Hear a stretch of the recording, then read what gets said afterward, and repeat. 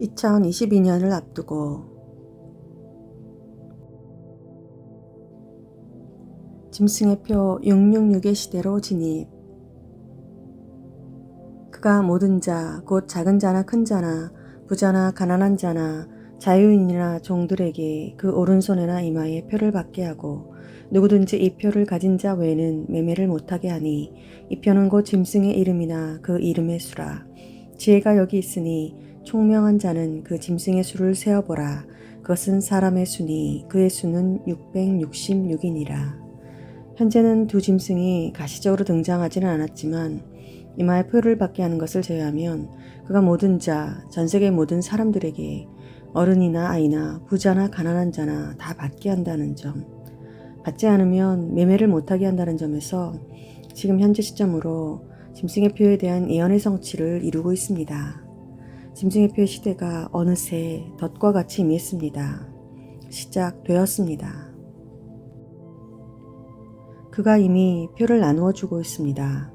이것이 진화 중인 짐승표의 초기형인지 짐승표의 최종형이지만 기능을 숨기고 있는 것인지 그것은 모르지만 지금 시점에서 볼 때 표가 거의 확실하다는 점입니다.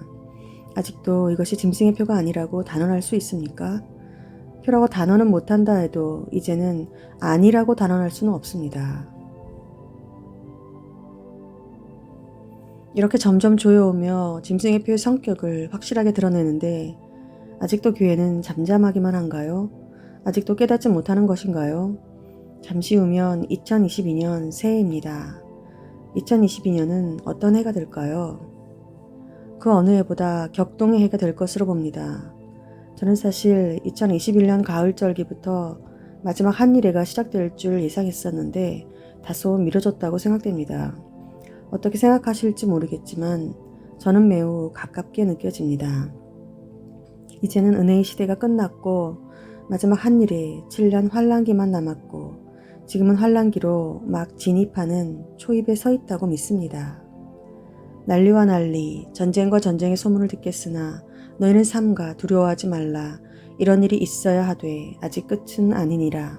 민족이 민족을, 나라가 나라를 대적하여 일어나겠고 곳곳에 기근과 지진이 있으리니 이 모든 것은 재난, 산통, 7년 대환란의 시작이니라. 바로 이 마태복음의 재난 산통의 시작에 관한 예언이 이루어지는 시점에 도달했다고 믿습니다. 곧 산통이 시작될 것만 같습니다. 완전히 공기가 바뀝니다. 전혀 새로운 시대로, 정말 한 번도 겪어보지 못한 마지막 시대로 들어갑니다. 주님이 오셔야만 해결될 수 있는 대환란의 시대라면 얼마나 무섭고 끔찍한 환란일지 상상이 가십니까? 하나님이 불로 세상을 태워버리시지 않으면 안 될 만큼이라면 얼마나 악이 그 끝을 향해 창궐하고 불법이 성하는 시대일지 상상조차 하기 어렵습니다. 2022년을 생각할 때 두려움이 앞서는 것은 사실이지만 그러나 한편 마음 깊은 곳에선 세미하게 기대와 설렘도 올라옵니다. 마리아와 마르다의 오빠인 나사로의 죽음이 생각납니다. 예수님은 이 삼남매를 평소에 무척 사랑하셔서 이들 집에 들르시곤 하셨지만 정작 나사로가 병들어 죽게 되었을 때에는 그 소식을 들으시고서도 이틀이나 기다렸다가 나사로가 죽어 무덤에 나흘이나 있을 때까지도 그곳을 가시질 않습니다. 일부러 나사로가 죽기를 기다리신 것이죠. 그리고는 이런 이상한 말씀을 하십니다. 내가 거기에 있지 않은 것이 너희를 위해 기쁘다고요. 너희 믿음을 위해. 기쁘다고 하셨지만 막상 나사로의 죽음 앞에서는 비통히 여기시며 눈물을 보이십니다. 사랑하는 자가 병들어 죽을 때까지 그저 지켜볼 수밖에 없는 것은 크나큰 아픔이요 슬픔이죠. 그러나 주님은 우리의 육신적인 고통과 죽음의 슬픔보다 그 죽음으로 인해 얻게 되는 영적인 유익이 있다면 그것을 더 크게 보십니다. 다시 말해 영적인 유익이 육신의 아픔보다 더 크다면 주님은 얼마든지 사랑하는 자들도 죽음에 이르기까지도 개입하지 않으시고 그저 기다리시며 지켜보시는 분이십니다. 당신의 제자들에게 믿음을 주실 수 있다면 사랑하는 또 다른 자의 죽음조차도 사용하시는 분이십니다. 주님은 우리에게 얼마나 믿음을 주시기를 원하시고 기뻐하시는지요. 믿음이 없이는 하나님을 기쁘시게 하지 못하나니 하나님께 나아가는 자는 반드시 그가 계신 것과 또한 그가 자기를 찾는 자들에게 상 주시는 이심을 믿어야 할지니라. 아멘. 요는 주님의 저 마음이 이해가 간다는 것입니다. 사랑하는 나사로가 병들어 죽는 것을 지켜만 보시는 주님의 심정은 눈물을 흘리시도록 아픈 마음이시지만 그러나 그로 인해 제자들에게 믿음을 주실 것을 생각하면 주님은 기쁘셨던 것입니다. 2022년을 앞둔 저의 마음이 주님의 그 당시의 마음처럼 두 가지 마음이 교차됩니다. 현실로서 부딪혀야 하는 일들을 생각하면 두렵고 아프고 슬픈데 그것은 결국 우리의 믿음이 연단 가운데 단단해지고 자라나는 일이기에 기쁨 또한 올라오는 것입니다. 도가니는 은을, 풀무는 금을 연단하거니와 여호와는 마음을 연단하시느니라. 아멘. 우리는 도가니와 풀무라는 죽음을 통과해야만 할 것입니다. 주님은 당신의 사랑하는 자에게 나사로의 죽음을 허락하실 것입니다.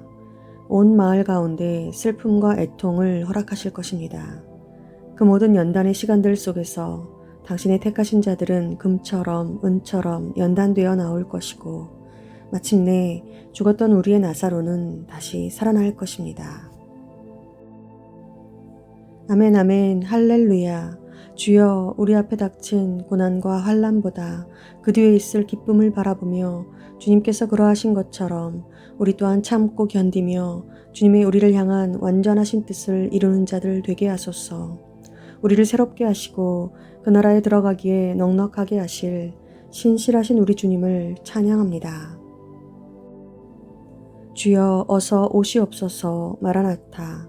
내가 진실로 진실로 너희에게 이르노니 너희는 곡하고 애통하겠으나 세상은 기뻐하리라. 너희는 근심하겠으나 너희 근심이 도리어 기쁨이 되리라.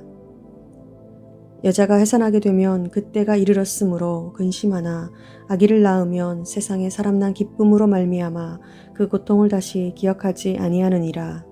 지금은 너희가 근심하나 내가 다시 너희를 보리니 너희 마음이 기쁠 것이요 너희 기쁨을 빼앗을 자가 없으리라.